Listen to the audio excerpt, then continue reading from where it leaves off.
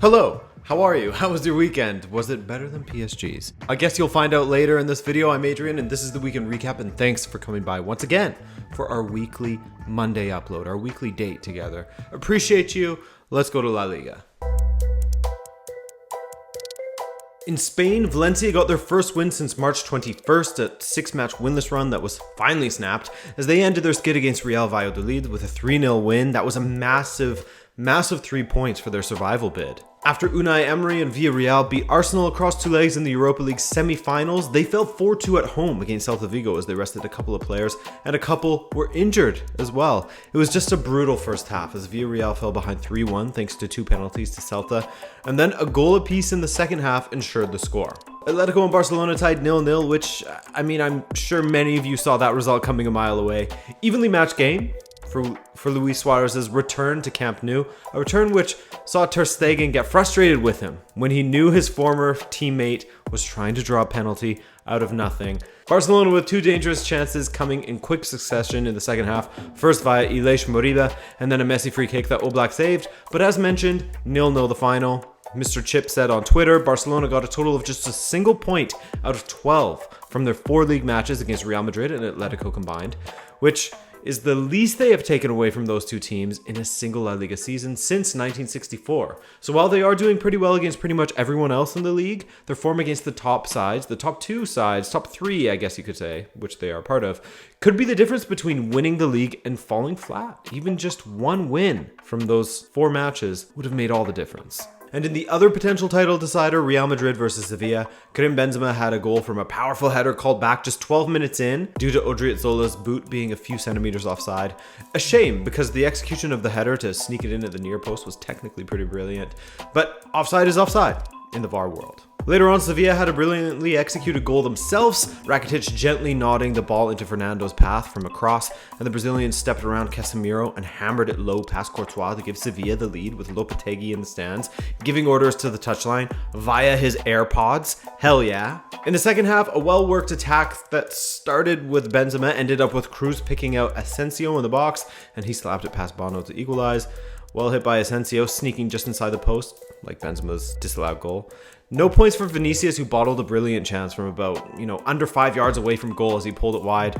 And Real Madrid thought they were going ahead when Bono gave away a penalty, but in fact, there was a handball in the Madrid box earlier in the play by Militão, giving Sevilla a penalty instead. So brutal for Real Madrid, great for Sevilla and Rakitic, who converted to make it 2-1. Goal and an assist for Rakitic in this one. But wouldn't you know it, this crazy match saw yet another late goal from Real Madrid. After great work from Asensio, Cruz struck toward goal. It ricocheted off of what looked like Hazard at first glance and went in to make it 2-2. After millions of replays, it was deemed an own goal from Diego Carlos.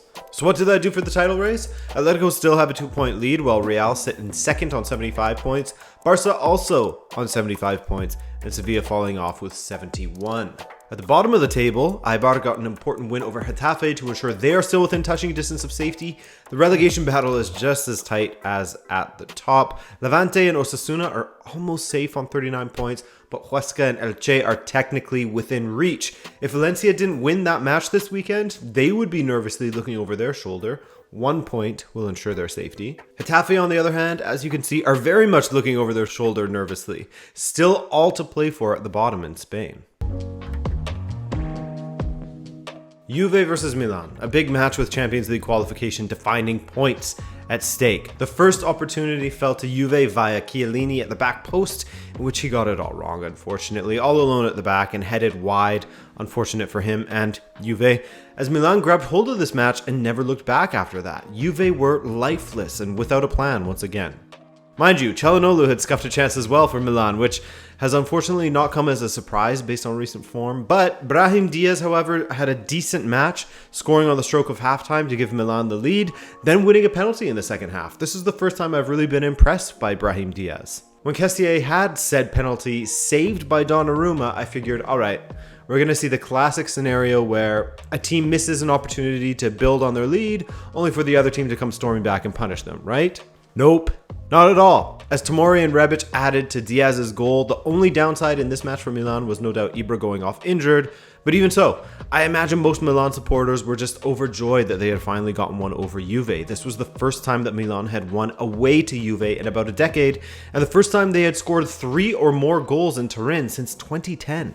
So it was no doubt a tough pill to swallow for Juve as they played the final match on Sunday and had already watched their top 4 rivals succeed over the weekend. Those rivals beyond AC Milan, of course, who are a rival, such as Napoli, who played Spezia on Saturday and ran out 4-1 winners, as rumors are abound that Gattuso is out of Napoli after this season. Bit of a strange one, considering Napoli have been doing so well lately under Gattuso, undefeated in 6 matches now actually, so it sort of flies in the face of their form, but as rumors abound either way. Atalanta, on the other hand, are undefeated in 9 matches after they absolutely destroyed Parma away this weekend, winning 5-2 with goals from Malinovsky. I mean, incredible end of the season for Malinovsky. Pessina got one, Muriel and Mironchuk also got in there. Muriel actually with 2 goals and an assist in this game. And if you have the option, start watching this match in the 75th minute. It will be worth it, as these two sides were going toe-to-toe in the last 15 minutes plus, added time. There were actually 3 matches in Serie A that saw one side scored 5 goals on their own, including AS Roma beating up on last place Crotone, who of course were relegated already also alongside Parma, but still doesn't feel good for them. Roma, who now know that Mourinho will be joining them next season, scored all 5 of their goals in the second half blitz. Fiorentina had their say on Lazio's top 4 ambitions. While Lazio do have a match in hand, their loss to Fiorentina this weekend will hurt their chances of catching Napoli, but you know who I'm going to say scored for Fiorentina. Dusan Vlahovic. Dusan with the brace to sink Lazio. He's now on 21 goals. He's moved 2 beyond Immobile, level with both Muriel and Lukaku. By the way, Inter won 5-1 against Sampdoria, which is an extremely impressive result considering how Ranieri has had Sampdoria playing at times this season. This was an opportunity to give some rest to guys like Lukaku, Barella, hungover Brozovic, De Vrij, Skriniar, etc., which makes it all the more impressive that they won by this margin. So the picture at the top of the table is as follows. The race for top 4 is as hot as ever, and while Lazio look to have tailed off a bit, they do have a match in hand against Torino here. But as things stand, they are in 6th behind Juve by 5 points, while Juve are on 69 points still following that humbling from Milan. At the bottom, Benevento, Cagliari, Spezia, Torino, they'll all battle it out to avoid that final relegation spot. Big things in the Premier League. Manchester City had the opportunity to win the league with a victory over Chelsea, but they failed to do so as they fell 2-1 against their opponent that they will know all too well. They played each other in the FA Cup semi-final and will play each other in the Champions League final. But anyway, in this one, Man City took the lead right before the half. Aguero setting up Raheem Sterling for the opener, finally. Sterling gets the start, and he gets the goal. And City really should have doubled their lead to leave Chelsea with a mountain to climb. They had the opportunity to kill them off from the penalty spot, but Aguero had his penalty saved because he tried to do the Panenka. He tried to just dink it in. Just smash it in, kids. And of course, in the second half, Chelsea equalized once again through Ziyech as he scored against City in the FA Cup semi as well. Rodri was a bit slow on the ball in his own half, giving it up to Azpilicueta. It eventually found its way to Ziyech, who struck low and hard from the edge of the box, where there wasn't much Ederson could do, right into the corner. Then, of course, in the final few minutes of this one, or garbage time, as my guy Gab Marcotti would call it, Marcos Alonso scored a bit of a garbage goal as he and Hudson-Odoi both swung at the same ball and it somehow just looped over Ederson and in. They got the perfect amount of contact from each of them to make it loop over Ederson and in. Great fight from Chelsea once again as they are looking a bit scary with the form that they're in, getting wins from matches like this. But one of those days for City with the missed penalty, the calamitous goal to lose in the 92nd minute, so no title celebrations for City yet. The other Manchester United had a great second half up against Aston Villa. As is often the case with this United side, their second half was much better than the first. Bertrand Traore spun away from Lindelof in the 23rd minute, some lax defending there from the Swede, and Traore punished him with a strike that arrowed into that top corner. It was a stunning goal. He scored against United earlier in the season as well. Shortly after the half, United won a penalty as Douglas Luiz went in a little too aggressively on Paul Pogba, and that's going to be given every time. And Bruno dealt with the penalty as he usually does to equalize. but only equalized for a few minutes as Greenwood showed off his ability to spin a defender, Tyrone Mings, the unlucky party, and Greenwood exhibited his killer instinct as he struck hard and low on the turn for 2-1 United. Greenwood nearly gave a penalty away as there was a handball, but I think it was rightfully not given. Late on, Cavani continued his incredible run as he scored what was his 8th goal in his last 7 appearances, and it was a classic goal from him. Beautiful curling ball into the box from Rashford that Cavani nodded in as he ran across the face of goal. Just, another great example of his fantastic movement off the ball, something that United have been lacking from their strikers in the past seasons. 3-1 the final. The surprise of the weekend was probably Newcastle United beating up on Leicester 4-2 at the King Power Stadium. It's only kind of a surprise for me because, it's, to quote Chiellini, it is the history of Brendan Rodgers in this case to have a bit of a collapse towards the latter half of the season with whatever team he's managing in the Premier League. Newcastle were consistently finding a way to unlock Leicester's defense and force errors through long balls from deep to exploit their high line, and Callum Wilson and the rest of the Newcastle attackers had a field day out there. Callum Wilson with 2 goals to make it 4-0, and while Albrighton and Iheanacho scored 2 beauties themselves, it wasn't enough. 4-2 the final for Newcastle. Big win for them. Tottenham were poor once again, though you gotta feel for them in some ways, with yet another VAR millimeter offside goal cancellation. With the score at 1-1, Harry Kane had a goal cancelled, and right before the half, Bamford made it 2-1 Leeds. And Kane hasn't scored a goal since Mourinho left. 3 consecutive matches, his longest goalless run this season. Leeds added another through Rodrigo late on. 3-1 win for Bielsa's side. That's great for them. Liverpool got a routine 2-0 win over Southampton, but Southampton weren't necessarily lacking in quality chances themselves. They could have had a couple in this one. But that said, Liverpool took their chances, and that's what matters. 2-0, Mane and Thiago with the goals for Liverpool. That was actually Thiago's first goal for Liverpool.